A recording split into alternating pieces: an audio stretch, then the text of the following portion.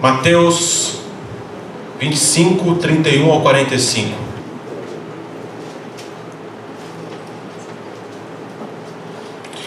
E quando o Filho do Homem vier em sua glória, com todos os seus anjos, assentar-se-á em seu trono na glória celestial, e todas as nações serão reunidas diante dele, e ele separará umas das outras, como o pastor separa as ovelhas dos bodes, e colocará as ovelhas à sua direita e os bodes à sua esquerda. E então o rei dirá aos que estiverem à sua direita: venham, benditos de meu Pai, recebam como herança do reino o que lhes foi preparado desde a criação do mundo.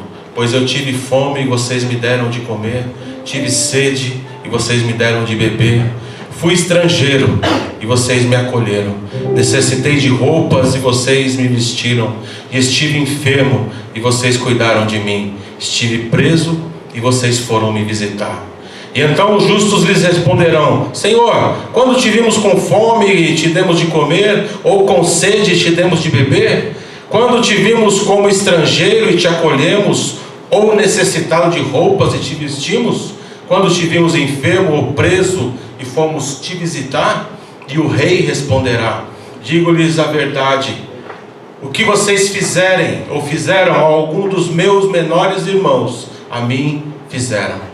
E então ele lhe dirá aos que estiverem à sua esquerda: malditos, apartem-se de mim para o fogo eterno, preparado para o diabo e seus anjos. Pois tive fome e vocês não me deram de comer, tive sede e não me deram de beber, e fui estrangeiro e vocês não me acolheram, necessitei de roupas e vocês não me vestiram, estive enfermo e preso e vocês não me visitaram. E eles responderão: Senhor, quando te vimos com fome, com sede, ou estrangeiro, ou necessitado de roupas, ou enfermo, ou preso, e não te ajudamos? E ele responderá: digo-lhes a verdade, o que vocês deixaram de fazer a alguns destes mais pequeninos, também a mim deixaram de fazê-lo. E estes irão para o castigo eterno, mas os justos para a vida eterna. Amém. Queridos, eu li um texto de Mateus 25, do 31 ao 45, e eu quero perguntar a você hoje, dentre outras coisas, já até dei aqui uma introdução, falando em sentido. Qual é o sentido da vida? Qual é o sentido da vida? A filosofia, ela especula muito a respeito do sentido da vida.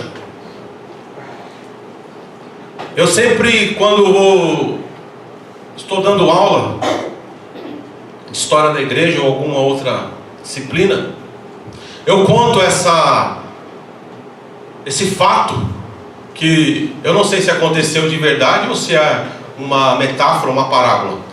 Mas um estudante de filosofia estava andando com seus vários livros, e um dia ele parou debaixo de uma árvore, lendo Foucault, lendo Rousseau, lendo Descartes, todos os filósofos do iluminismo, e passou um matuto, um caboclo, vindo da roça, e ele olhou para aquele estudante de filosofia e cumprimentou: tarde. E aí o estudante olhou para ele e falou: vem cá, vamos conversar um pouco, me fala uma coisa, qual é o sentido da vida? Qual é o sentido da vida? De onde nós viemos? O que estamos fazendo aqui? E para onde vamos? De onde viemos? O que estamos fazendo aqui? Para onde vamos? Será que alguém pode responder isso? Aí o caboclo disse: eu posso. Meu nome é Zé, estou vindo da roça e estou indo para casa.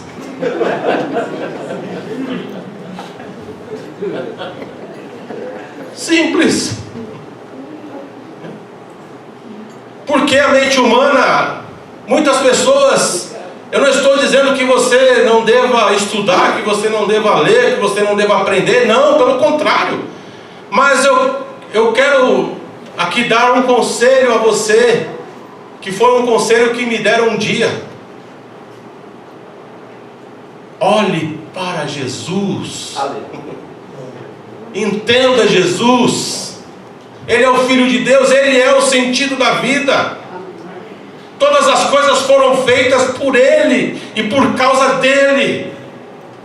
E um dia, mesmo que pareça algo simples, um dia o Senhor determinou na história: olha, vai chegar um tempo em que eu vou enviá-lo à terra, em que eu vou mandar o meu filho e ele vai mostrar o que eu quero, o que eu penso e como deve ser. Ele vai dar sentido à vida. Quando nós cantamos aqui, Jesus é o centro de todas as coisas, é exatamente isso, irmãos. Ah, pastor, é uma resposta muito simples. Não, não é. Porque você pode ir devagar, você pode estudar todos os filósofos, você pode entender de engenharia, você pode entender de física, e você vai sempre apontar para Jesus. Sempre apontar para aquele que é o grande eu sou.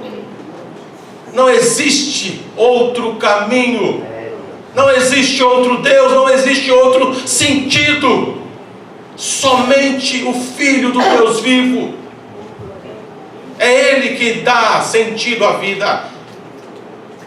E nós temos que pensar e entender que temos que olhar para Jesus no sentido de ver como Ele agiu, como Ele andou, como Ele pensou, como Ele tratou as pessoas, as palavras que Ele falou, as atitudes que Ele teve. Então nós temos que entender Jesus, irmãos, para entender Deus, para entender a Trindade, para ter essa revelação do Senhor, para que o nosso coração permaneça em paz. Se Ele disse: eu sou o pão da vida, então o que o Senhor está querendo dizer? Olha, quando vocês estiverem fome, estou falando de uma forma espiritual, quando vocês estiverem fome, esse vazio que muitas pessoas sentem, quando vocês tiverem aquela saudade de uma coisa que vocês não sabem o que é, quando vocês sentirem o Espírito querendo algo a mais, saiba que Ele é o pão da vida. É a fome espiritual que todo ser humano tem, e que muitos resolvem saciar essa fome buscando em outras fontes. Mas Ele diz: eu sou o pão da vida. Quem tem fome, vem a mim, eu vou dar. Ele disse: eu sou a água que vai jorrar para a vida eterna. Ontem eu falando aqui, eu disse aquela mulher, ele falou aquela mulher samaritana, Jesus falando com estrangeiros, Jesus falando com outras pessoas, Jesus indo onde as pessoas estavam. Se você beber dessa água aqui, você vai ter sede novamente. Mas se você beber da água que eu lhe der, você não terá mais sede. Espiritualmente você não irá buscar em outras fontes, porque Ele foi moído pelas nossas transgressões, por causa das nossas transgressões. Ontem o pastor Rafael falou aqui sobre o bezerro de ouro, que a ordem de Deus foi: moa esse ouro, deixa esse ouro miúdo, pozinho, e espalhe sobre as águas. Jesus foi moído por causa das nossas transgressões. Ele é o nosso maior exemplo. Eu sou a porta. Quem entrar por mim achará descanso. Eu sou o caminho, a verdade e a vida. Vinde a mim, todos vocês que estão cansados e sobrecarregados, eu quero dar descanso a vocês.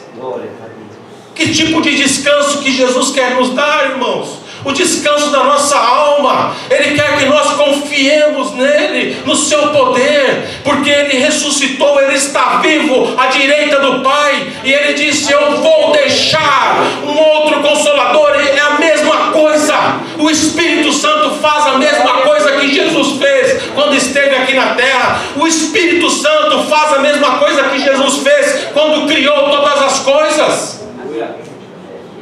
Eu vou deixar esse Espírito, e Ele está dizendo: podem clamar, podem buscar, podem pedir, as portas se abrirão no tempo do Senhor. Aquilo que você não está entendendo hoje, coloca no altar do teu Deus, coloca nas mãos do teu Deus, entrega o teu caminho ao Senhor, confia nele, e Ele vai fazer tudo aquilo que está nos planos dele e não nos nossos. Irmãos, Deus, Ele sabe o que é melhor para a minha vida e para a tua vida.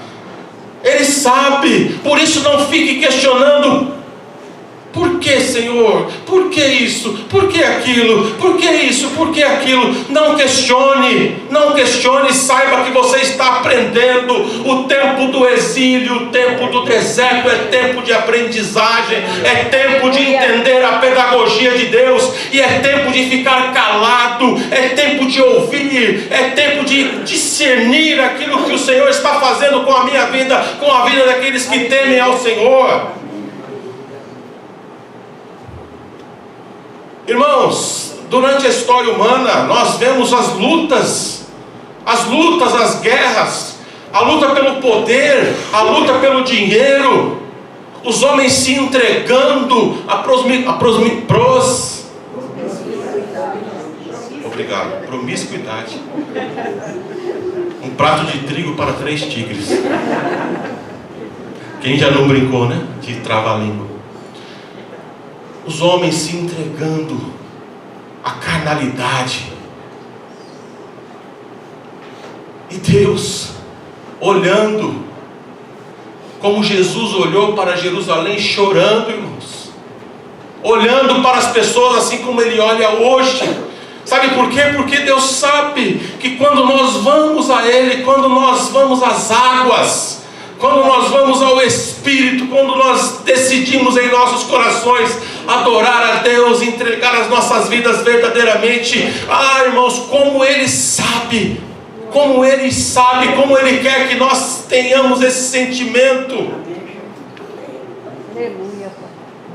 O profeta Jeremias foi usado lá no capítulo 29, eles estavam no exílio, ou à beira de ir para o exílio. E o Senhor estava falando para o seu povo: olha, eu sei os pensamentos que tenho sobre vós, são pensamentos de paz, eu quero o bem de vocês. É por isso que eu estou permitindo que o exílio aconteça, é por isso que eu permiti que o meu povo peregrinasse pelo deserto tantos anos, porque eu quero o bem.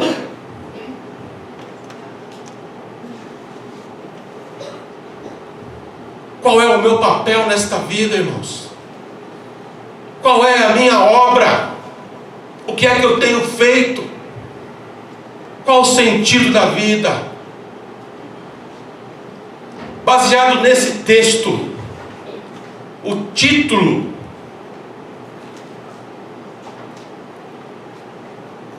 na Bíblia, na outra Bíblia que eu estava estudando, nós indicamos no curso de teologia a Bíblia de Jerusalém, né?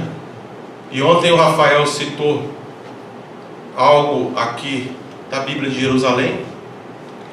E no título, antes de entrar nesse texto, na Bíblia de Jerusalém está escrito: o grande julgamento, ou o último julgamento. Está falando do final de tudo. Como será? Como será? E muitas pessoas ficam correndo de um lado para o outro, buscando os seus próprios interesses. Me desculpe, irmãos, tocar nesse assunto novamente, mas esse tipo de ação, esse tipo de entendimento, é um entendimento mundano, é um entendimento que você vê nas novelas, nos filmes. Andar com Deus é um outro caminho, é uma outra compreensão. Quando eu digo olhar para Jesus, não quer dizer, muitas pessoas, principalmente os jovens, acham que andar com Deus é ficar dentro de um castelo, dando aqui um exemplo, né, medieval, ficar dentro de um castelo orando de manhã, de tarde e à noite, jejuando. É isso também, mas tudo no seu tempo. Tudo no seu tempo. Servir a Deus é como eu disse agora. Olhe para Jesus. Jesus, ele andou com as pessoas, ele frequentou festas, ele viajava, ele passeou de barco, ele estava em jantares, ele estava nas sinagogas, ele estava no momento de adoração, no momento do templo, mas ele também estava com o povo, levando a mensagem de salvação. Ontem eu comentei aqui, nós estávamos numa pousada, a minha família, a família do pastor Carlos, nós estávamos ali descansando, mas no final eu entendi por que nós fomos para lá, porque uma pessoa precisava de uma palavra. Então servir a Deus é assim, tudo que Deus faz tem um propósito, tudo que Deus faz tem um propósito. Nós nos divertimos, nós demos risada, e o Senhor estava ali conosco. Aquela pessoa precisava de uma palavra, precisava olhar para nós, ouvir aquilo que nós tínhamos para falar. É assim que Jesus viveu, irmãos. Quando você estiver no seu lazer, fique em espírito, porque o Senhor vai usar a tua vida para falar com o dono do bar, o Senhor vai usar a tua vida para falar com aquelas pessoas que estão andando. Você vai estar ali descansando, mas trabalhando na obra, no reino de Deus. Não tem peso, não tem peso quando o teu coração, quando a tua vida está buscando santificação, quando nós estamos buscando adorar a Deus, agradar a Deus com o nosso viver, tirando tudo que é ruim. Nós estamos na praia, aí o religioso vai falar: aquele monte de mulher de biquíni, e aí? Como você olha? É isso que Deus quer saber de mim. Como eu olho? Porque o Senhor Jesus falou que os olhos são a candeia do corpo, ou seja, nós, é como se fosse a janela da nossa alma. Como você olha para as pessoas? Com malícia? Então ela pode estar de roupa, de biquíni, seja lá como for, você vai olhar com malícia, porque a pessoa é maliciosa. Eu vou deixar de frequentar alguns lugares porque... Não, o Senhor nos quer nos lugares, falando do seu amor, sendo sal e sendo luz, seja onde for. É isso que nós temos que entender. O Senhor quer que nós estejamos juntos, congregando. Isso é do agrado de Deus, e é uma luta muito grande para nós estarmos aqui. Vocês sabem do que eu estou falando. Você luta contra você mesmo, você luta contra outras coisas, contra a preguiça, contra a falta de vontade, você luta contra os seus próprios desejos, porque a nossa carne, ela tem a tendência de descansar, de ficar na zona de conforto. Nós somos assim, somos seres humanos. Mas quando você decide: não, eu vou adorar a Deus, eu vou, independentemente do que esteja acontecendo, eu vou adorar a Deus com a minha igreja, com a congregação, porque é aqui que o Senhor ordena a sua bênção.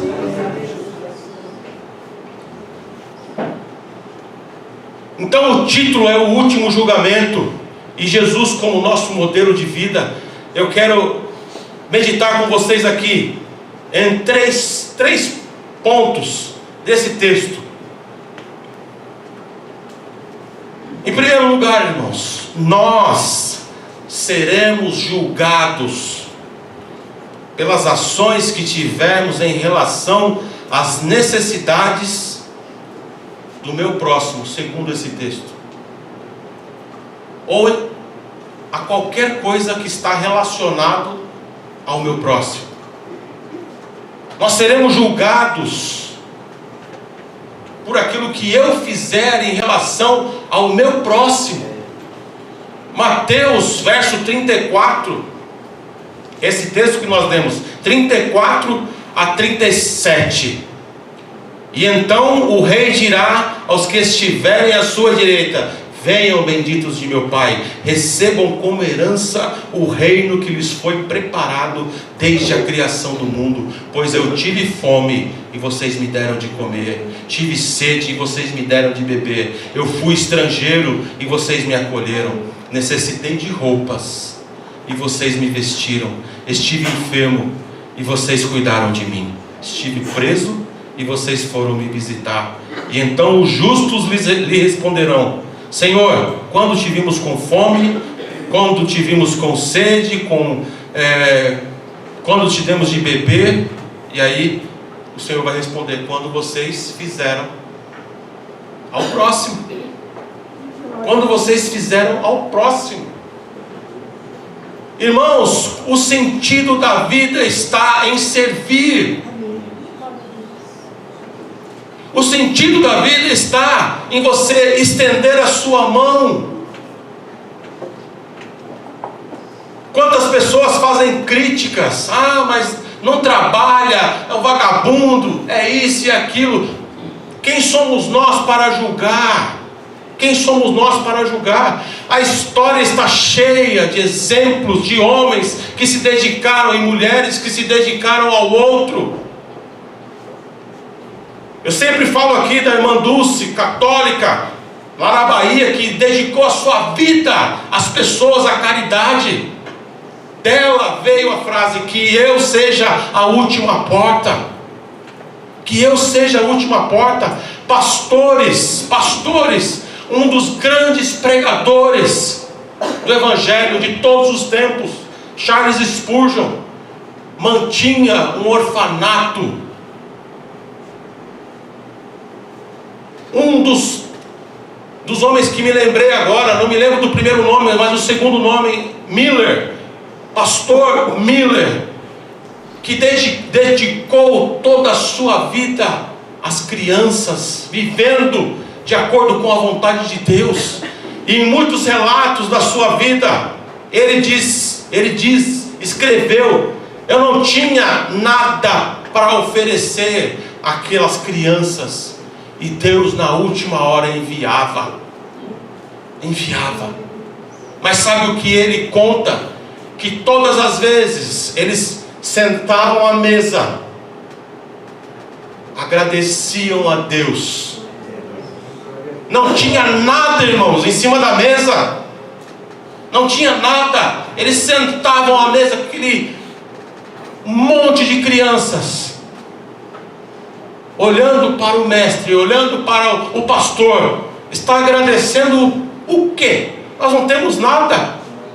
Em uma das ocasiões ele disse: nós acabamos de agradecer. Um homem bateu a porta, dizendo: eu estava levando esse alimento para tal lugar. E eu não sei porquê, mas uma voz mandou eu parar aqui. Estava ali o café da manhã, tudo que eles precisavam. Por quê? Uma vida dedicada ao outro, negando a si mesmo.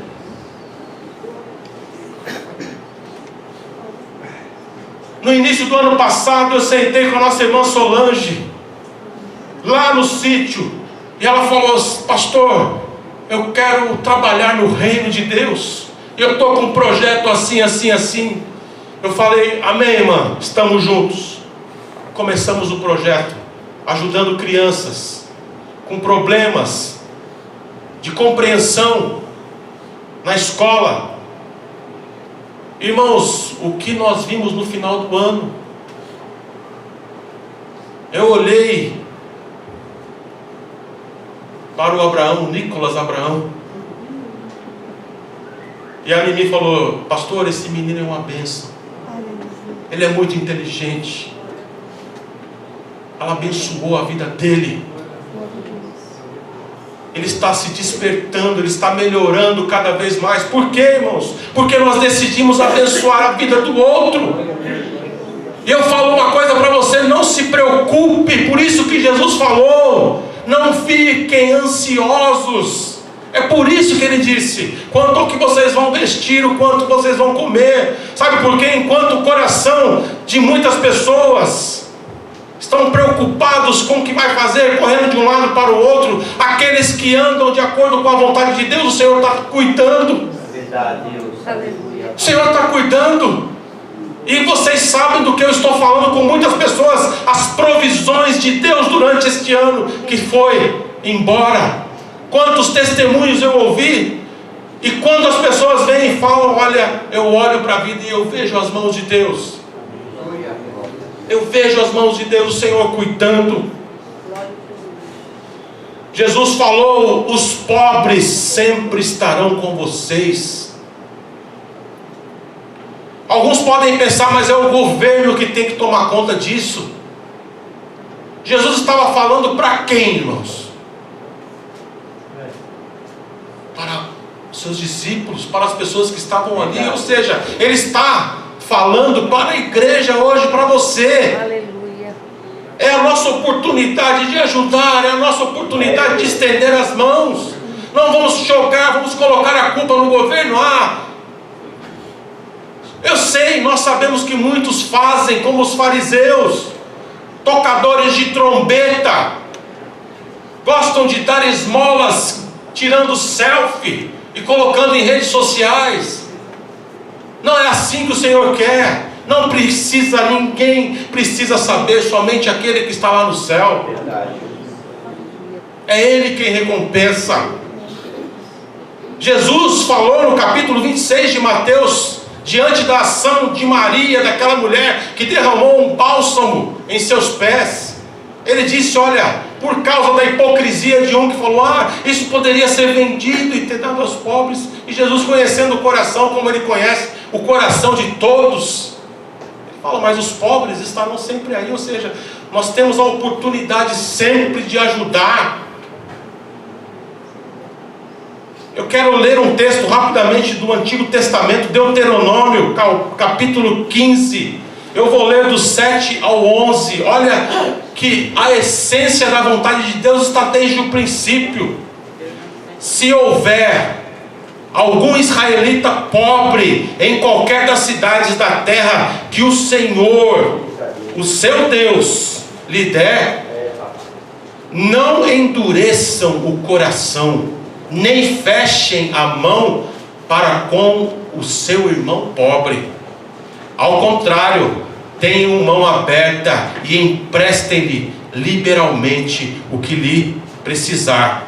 Cuidado, que nenhum de vocês alimente este pensamento ímpio. O 7º ano, porque ele estava falando aqui sobre o ano do cancelamento das dívidas. No 7º ano, todas as dívidas seriam canceladas. E o Senhor diz assim: cuidado, que vocês não fiquem esperando nesse sentido, mas façam de coração. Cuidado que vocês não alimentem este pensamento ímpio. O 7º ano, o ano do cancelamento das dívidas, está se aproximando. E não quero ajudar o meu irmão pobre. Ele poderá apelar para o Senhor contra você, e você será culpado desse pecado. Dele generosamente, sem relutância no coração, pois por isso o Senhor seu Deus o abençoará com todo o seu trabalho e em tudo que você fizer. Sempre, olha aqui, Jesus falou que estava lá no Antigo Testamento: sempre haverá pobres na terra. Portanto, eu lhe ordeno que abra o coração para o seu irmão israelita, tanto para o pobre como para o necessitado de sua terra. Ordens do Senhor, irmãos. Ordens do Senhor. Jesus, Ele deu esse exemplo. Ele estava com eles. O Espírito de Deus está sobre mim. Ele me enviou para que Ele estivesse com aqueles que estavam sendo oprimidos. E durante todo o tempo é assim, da mesma forma. Não mudou, não mudou. Temos que entender, a palavra do Senhor não muda, as ordens são as mesmas. Em segundo lugar, quando eu nego a ajudar alguém,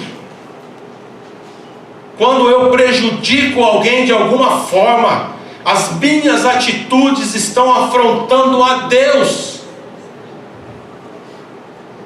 Quando eu deixo de fazer o bem, estou falando no caso, se eu puder, se eu estiver condições, e até pode entrar no contexto que eu disse agora, muitas vezes pegar em algum lugar com alguém para ajudar outra pessoa, mas com responsabilidade, planejando, olha, eu vou ter daqui tal dia, então eu vou poder te pagar, e aí você pode fazer caridade, e você pode ajudar o teu próximo.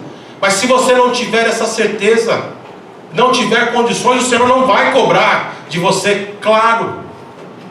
Mas o Senhor olha para a intenção do meu coração. Irmãos, quando eu nego a ajuda a alguém, quando eu prejudico alguém de alguma forma, seja com palavra, quando eu diminuo as pessoas, quando eu envergonho, quando eu causo algum prejuízo emocional, nós temos que entender isso, que nós estamos fazendo, afrontando ao Criador. Ao Criador. É por isso que nós temos que, na palavra que o pastor Raimundo abriu o culto, temos que ser pacificadores, temos que ser mansos, humildes de espírito. Olha aí mais uma vez o exemplo de Jesus. Abençoar pessoas, estender as mãos, ser o ombro, ajudar. Irmãos, eu já disse aqui uma vez, é muito ruim conviver com pessoas amargas. É muito ruim. Mara significa amarga. Lá no Antigo Testamento, quando eles encontraram as águas amargas, que o Senhor transformou aquelas águas em águas boas para se beber, ninguém suporta uma pessoa amarga. Faça uma autoanálise, como nós falamos sempre aqui na ceia. Faça isso o tempo todo. Será que eu estou sendo bênção na vida do meu irmão?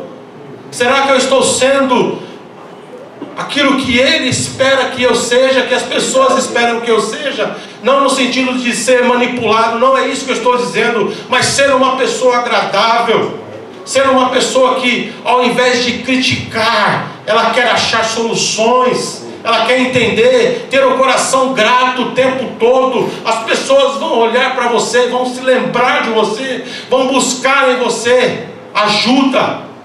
É assim que o Senhor quer que nós sejamos, pessoas boas, doces, que tenhamos uma palavra boa, temperada com sal. A palavra do Senhor diz temperada com sal, na medida certa. Esses dias a Esther cozinhou a mandioca.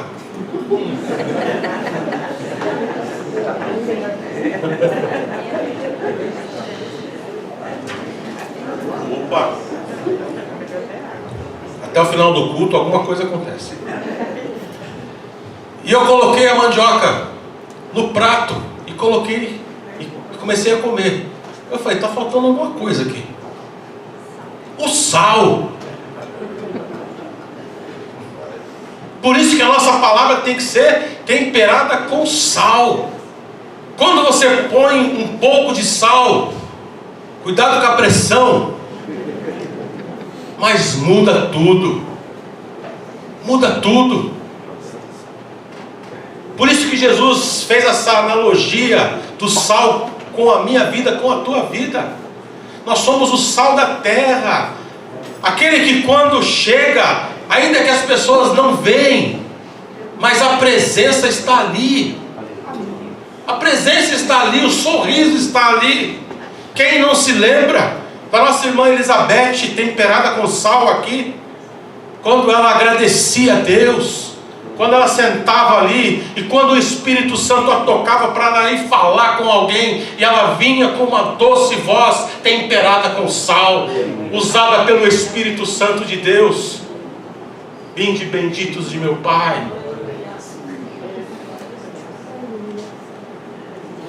Foi isso que ela ouviu, irmãos? É isso que você pode ouvir.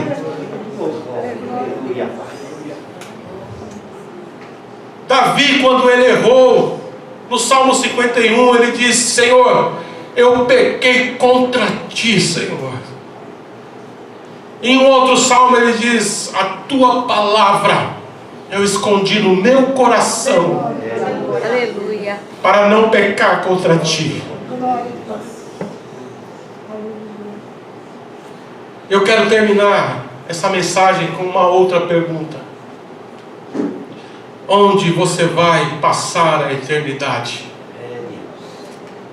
Onde você vai passar a eternidade? Você tem certeza? Você tem certeza de que você é salvo? Você tem certeza? No verso 46,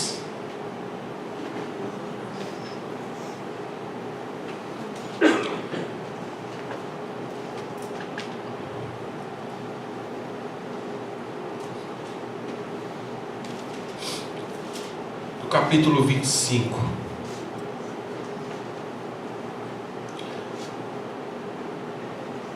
E estes irão para o castigo eterno, mas os justos para a vida eterna. Castigo eterno. Às vezes soa algo difícil para nós, mas o castigo é eterno. Neste mesmo capítulo, o Senhor Jesus falou: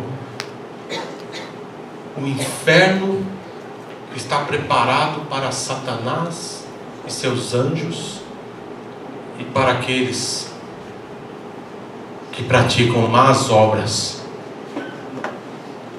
Você tem certeza de onde você vai passar a eternidade? A palavra de Deus diz: pela graça sois salvos. E se você é salvo pela graça, automaticamente você pratica boas obras, porque as boas obras estão em você.